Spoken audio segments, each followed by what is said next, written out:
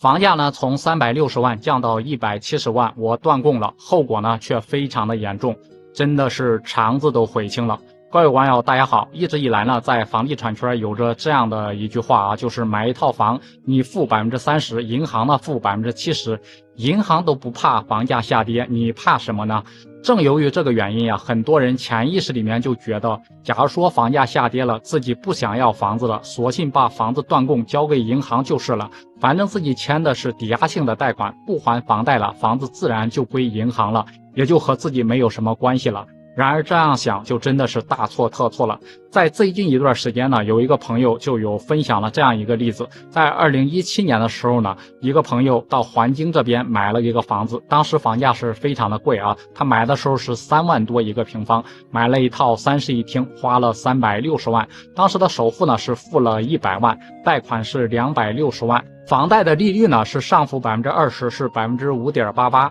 然后每个月月供是15000多块钱啊。到今年的时候刚好还了5年的一个时间，感觉实在是还不动了。首先呢，就是房价从360万跌到现如今的170万，下跌了几乎2/3。再者呢，就是房贷利率也下跌了，大家都知道现在的房贷利率3.8%啊。还有一点就是现如今呢，这个每个月的月供15000多，感觉实在是太高了。于是呢，他就觉得，就算如今呢把房子卖了，拿到170万还不够还这个银行贷款了，还了5年的时间啊，本金只还了不到8万块钱，还欠银行250多万。既然这样，那就让银行去自负盈亏吧，不还房贷了。这个房子呢，银行爱怎么样就怎么样。刚开始呢，他不还房贷，银行还总是给他打电话，他呢看到这样的电话接到，只要是银行的直接拉黑。就这样了，连续过了3-4个月，银行呢也确实不给他打电话了。但是接下来发生的事了，真的是让他后悔了这个决定。